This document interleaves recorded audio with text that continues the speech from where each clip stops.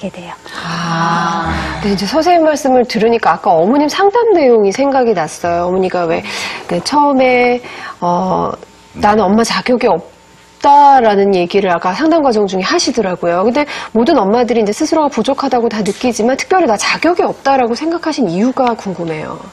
제가 제 자신 스스로를 너무 잘 아니까 그냥 나 같은 자식이 나올까봐 그냥 그런 걱정에 난 엄마 될 자격이 없어라고 그냥 그렇게 단정을 지은 것 같아요. 제 스스로.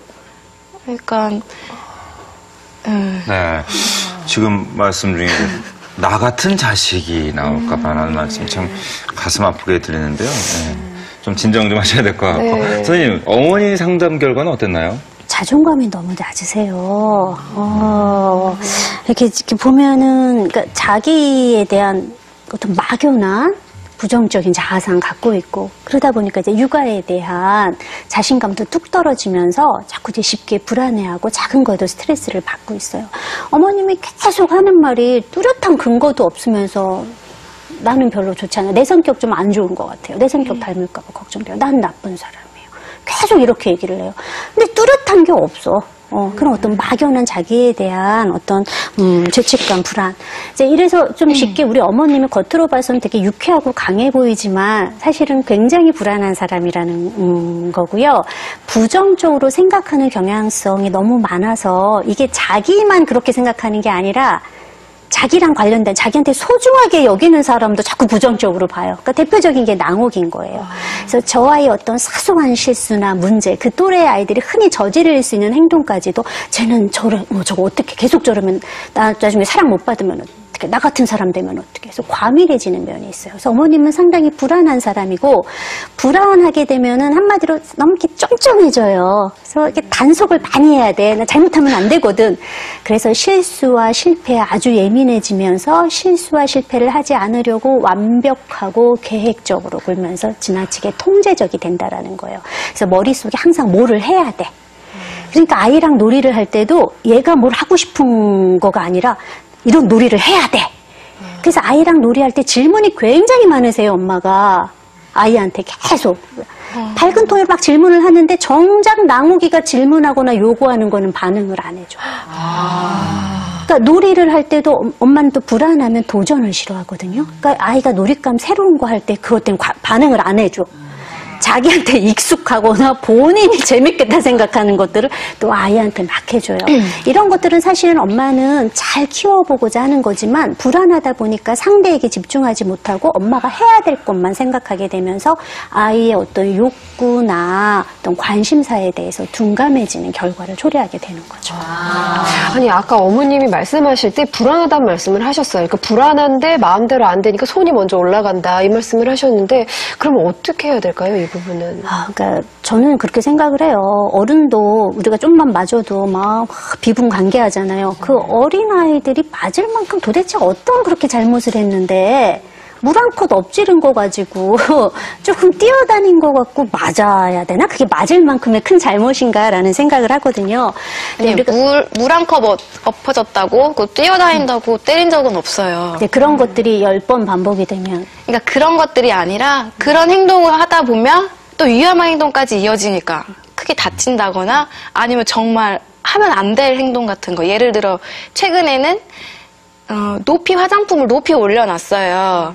만약에 낭옥이 위치에 화장품이 있었다면 그건 제 잘못이에요. 진작에 치웠어야 되는 건데 낭옥이한테 잘 보이게끔 놨으니까. 하지만 저는 그걸 치웠어요. 높이. 근데 그 높이를 올라가더라고요. 얘는 어떻게 해서든지 자기 변기를 갖고 와서 그것만 보이는 거야. 그 화장품만 밟고 올라가서 거기에 아주 막 바짝 기어 올라가가지고 그 화장품을 다 쏟아냈어요. 그런 행동을 보면 난 분명히 하지 말라고 했는데도 그런 위험한 행동까지 이어져가지고 그렇게까지 일을 저지르니까 그런 순간엔 저는 그걸 또 못 참고 막 달려가가지고 화가 확 폭발하니까 이렇게 이렇게 또 체벌을 또 이렇게 또 하게 돼요. 하지 말라는 행동. 그러니까 뛰어다니고 뭐하고 하는 그런 행동은 잔소리를 많이 할 뿐이지 그게 체벌까지는 가진 않는데.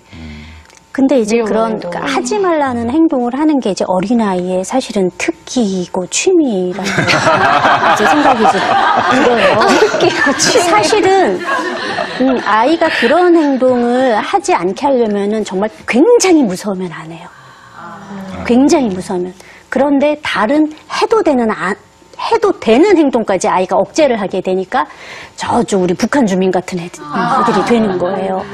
근데 아이들은 사실은 반복적으로 훈련하고 알려주고 지도하는 것들을 만 6세까지는 정말 많이 해야 되는 거고요. 만 6세요? 애들 씻고 스스로 양치하고 하는 거는 사춘기 될 때까지 하셔야 되는 거예요. 맞아요. 그러시네, 진짜 방청객님께서. 예. 일찍 일어나는 거 남자들은 죽을 때까지 혼자서는 못해요. 그래서 네, 맞습니다. 정말로 그러니까 굉장히 오랫동안 연습을 시켜야 되는 것들이 우리 부모님 입장에서는 진짜 몸에 사리가 나올 정도로 참아야 되는 일이기도 한 거예요. 근데 정말 무섭게 하면 아이들은 말은 들어요. 왜냐면 사육당하는 거니까. 근데 이제 그런 것들이 얻게 되는 아이의 어떤 좋은 점을 또 말살시키니까 우리는 이제 체벌은 되도록이면 사용을 하지 말아야 하는 거고, 또 체벌이 또 아이의 성장 발달에 큰 치명적인 효과를, 그러니까 결과를 초래하는 게 뭐냐면은 문제가 생겼을 때 부모가 폭력을 사용해서 문제를 진압을 했어요. 그러면 아이는 이후에도 갈등이나 문제가 생길 경우에는 폭력을 사용해야 된다라고 암묵적으로 아이한테 가르쳐주는 일들이 되는 거고요. 우리가 신체적으로 이렇게 탁 맞거나 할 때 아이는 내 몸은 소중하지 않아. 엄마가 막 비난하는 말을 할 때 나 자체는 사랑스럽지 않아. 그래서 신체적, 정신적 자아상에 큰 손상을 주게 되는 거예요.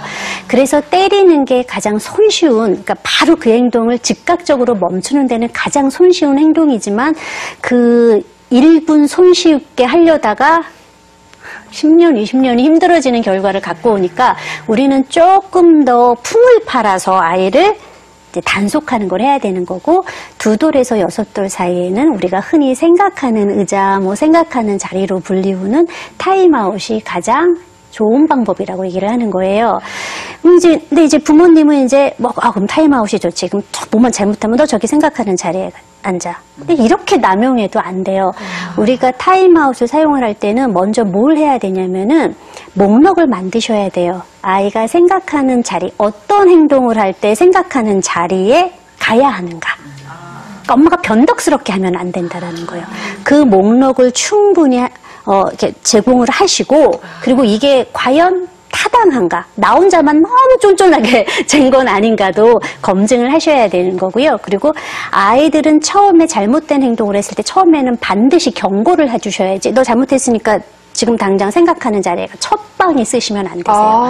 너가 이 행동을 하면 다음에 똑같은 행동을 하면 그때는 이런 벌을 받게 될 거야. 해서 경고하고 그다음에 강행하는 절차를 해주시는 게 아이에게도 내가 논리죠. 왜냐면 나는 이미 얘기를 들었는데 내가 그때 선택을 잘못해갖고 당연히 벌을 받는 거 이렇게 느끼는 거지, 그냥 수시로 즉각적으로 즉흥적으로 사용하시면 또 안 되세요. 네. 선생님, 이제 사랑의 처방전 주시죠. 예, 오늘 저의 처방은 신나는 자동차 여행하기예요. 운전면허 없다고 걱정하실 필요 없고요. 엄마가 자동차예요. 아이한테 엄마가 자동차고 너가 손님이야. 자, 어서 타세요 하고 무릎에 앉혀요.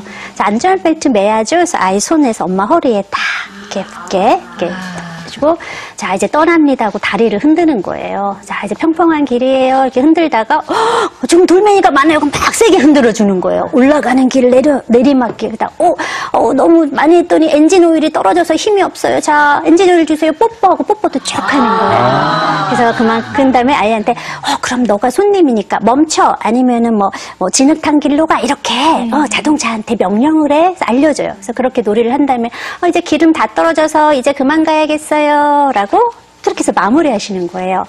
이런 놀이는 우리 어머님이 평소에 틀이 있는 놀이를 워낙 많이 했기 때문에 아이가 또 재미없어갖고 자꾸 간 거거든요. 그래서 좀 틀이 없는 그런 자연스러운 신체 놀이하고, 또 엄마와 신체적으로 밀착되면서 유대감도 향상시키고, 그리고 평소에 엄마가 이거 해라 저거 해라, 너가 해놓기로 했고 왜 안 하냐 이렇게 통제를 많이 했는데, 이번에는 나누기가 엄마한테 지시도 내려보면서 통제감을 갖게 하는 좀 그런 경험을 하는데 도움이 될 것 같아요. 네, 이렇게 안고 있으면 눈도 마주칠 수 있고요. 네. 어머니 잘하실 수 있으시겠죠? 네.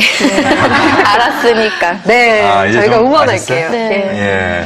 저는 오늘 이 시간이 낭옥이도 어머니도 당연히 모녀지간을 사랑하시겠지만 좀 더 서로가 서로를 잘 이해하는 계기가 되었으면 맞아요. 좋겠고요. 네. 또 개인적으로는 어머니께서 훌륭한 어머니신데 자신감을 좀 더 회복하셨으면 하는 바람이 듭니다. 예. 네.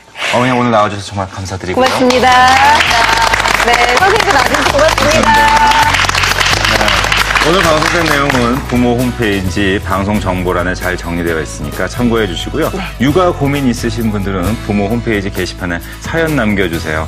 저희가 함께 사랑의 처방전에서 그 해결책을 찾아보도록 하겠습니다. 네, 저희는 내일 아침 9시 20분 오은영의 드림아이로 찾아오겠습니다. 고맙습니다. 감사합니다.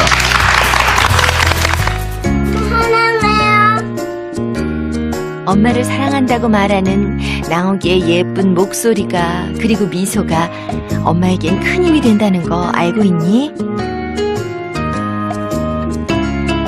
사랑해, 내 사랑.